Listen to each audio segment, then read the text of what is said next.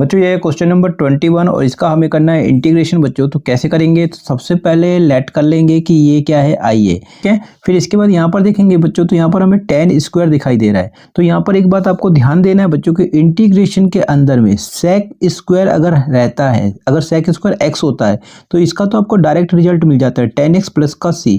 लेकिन अगर इंटीग्रेशन के अंदर में tan स्क्वायर करके दिया है, ठीक है, और ये आपका dx, तो इसका आपको डायरेक्ट रिजल्ट नहीं मिलता बच्चों। तो इस केस में आपको क्या करना है बच्चों, तो आपको एक रिजल्ट याद होगा कि sec स्क्वायर एक्स माइनस का tan स्क्वायर एक्स, ठीक है, इक्वल टू 1। आपने 10th में याद किया होगा बच्चों, sec square theta minus tan square theta equal to 1। तो इसी तरीके से x में बात करें तो sec square x minus tan square x equal to 1। तो यहाँ से अगर मैं tan स्क्वायर एक्स का वैल्यू फाइंड आउट करूँ तो tan स्क्वायर एक्स को आप राइट साइड में ले जाएं बच्चों और इस 1 को लेफ्ट साइड में, तो क्या हो जाएगा, ये आपका हो जाएगा sec स्क्वायर एक्स माइनस का 1 इक्वल टू हो जाएगा tan स्क्वायर एक्स, ठीक है। तो इस तरीके से tan स्क्वायर एक्स का रिजल्ट ये आ रहा है बच्चों, ठीक है। तो tan स्क्वायर एक्स को आपको क्या करना है, इस तरीके से कन्वर्ट करना है, sec स्क्वायर एक्स माइनस 1 में चेंज करना है बच्चों, ठीक है। तो जब भी आपको ये tan स्क्वायर करके दिखाई दे तो आपको क्या करना है कि उस रिजल्ट को आपको sec स्क्वायर के फॉर्म में लेके आना है बच्चों। तो क्या करेंगे, तो i को आपको ऐसे ही लिखना है और इसके आगे जब आप सॉल्व करेंगे तो क्या करें, sec स्क्वायर एक्स माइनस 1, तो ये आपका क्या होगा sec स्क्वायर एक्स, लेकिन x की जगह यहाँ पर एंगल क्या चल रहा है 2x माइनस 3, तो आपको यही लिखना है बच्चों। तो ये आपका 2x माइनस 3 और यहाँ पर देखिए माइनस का 1, तो माइनस का 1, ठीक है। तो sec स्क्वायर 2x माइनस 3 को हमने ये लिख लिया बच्चों। साथ में यहाँ पर dx है, तो dx के लिए क्या करें, अब यहाँ पर ब्रैकेट लगा देंगे और ये आपका dx, ठीक है, राइट। अब क्या करना है बच्चों, अब आपको इंटीग्रेशन को सेपरेट करना है। ये इंटीग्रेशन sec स्क्वायर के साथ भी जाएगा और ये इंटीग्रेशन 1 के साथ भी जाएगा। तो करते हैं बच्चों, तो i क्या होगा, तो इंटीग्रेशन का साइन लगाएंगे और ये क्या लिखेंगे sec स्क्वायर और ये आपका 2x माइनस 3, ठीक है, और साथ में ये आपका dx। फिर ये इंटीग्रेशन 1 के साथ जाएगा बच्चों, तो क्या होगा, ये आपका क्या होगा 1 dx। तो 1 dx ना लिख के आपको क्या लिखना है, सिर्फ dx लिखना है, तो इंटीग्रेशन dx का, ठीक है।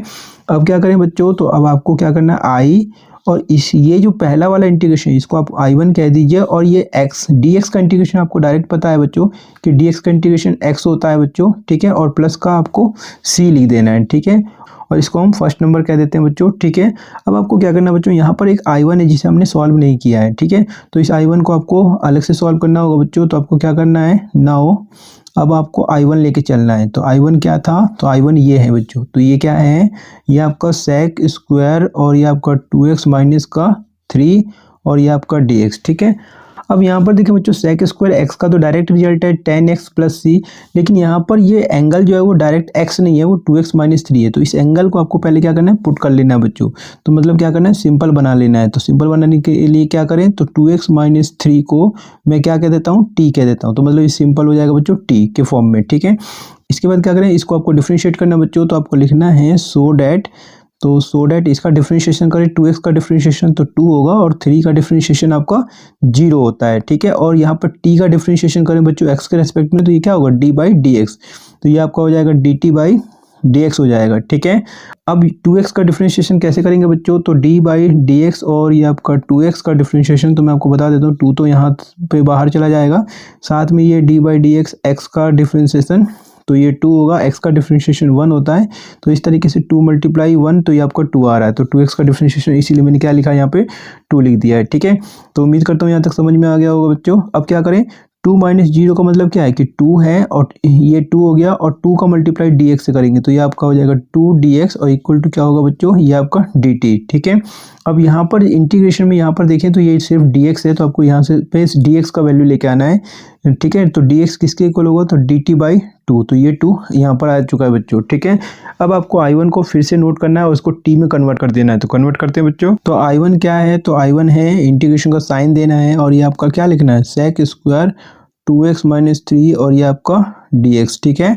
अब इसको मैं t में कन्वर्ट करता हूँ तो क्या होगा, i1 को ऐसे ही लिखना है, इंटीग्रेशन का साइन देना है और ये क्या होगा sec स्क्वायर और ये 2x माइनस 3, तो 2x माइनस 3 को मैंने क्या कहा था t, तो इसको 2x माइनस 3 की जगह आपको t पुट करना है बच्चों।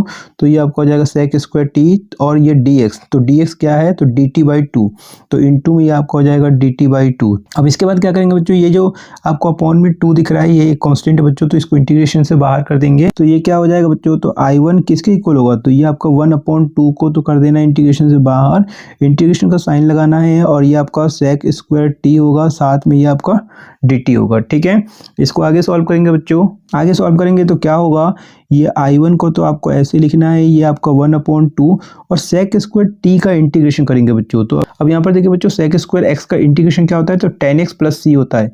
तो इसका हमें डायरेक्ट रिजल्ट मिल जाता है। तो हम क्या करें बच्चों, तो sec स्क्वायर t का इंटीग्रेशन क्या होगा, तो ये आपका होगा tan t होगा बच्चों, और प्लस का क्या होगा, c होगा।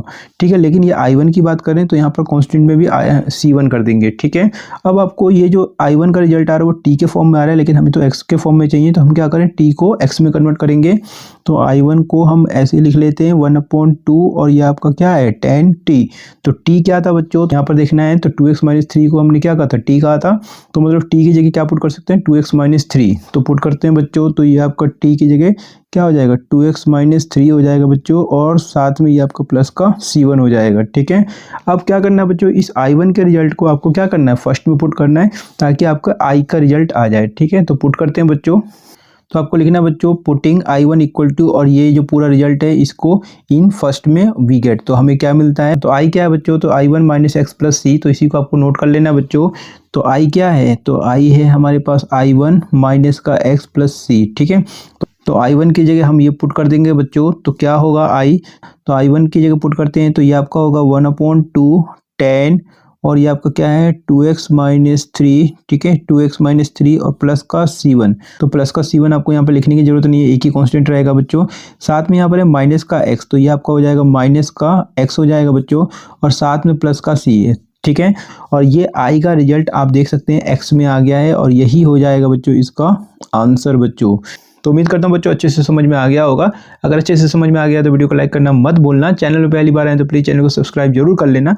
मिलते हैं नेक्स्ट वीडियो में। अपने वीडियो को वॉच किया इसके लिए आप सभी का बहुत बहुत धन्यवाद बच्चों।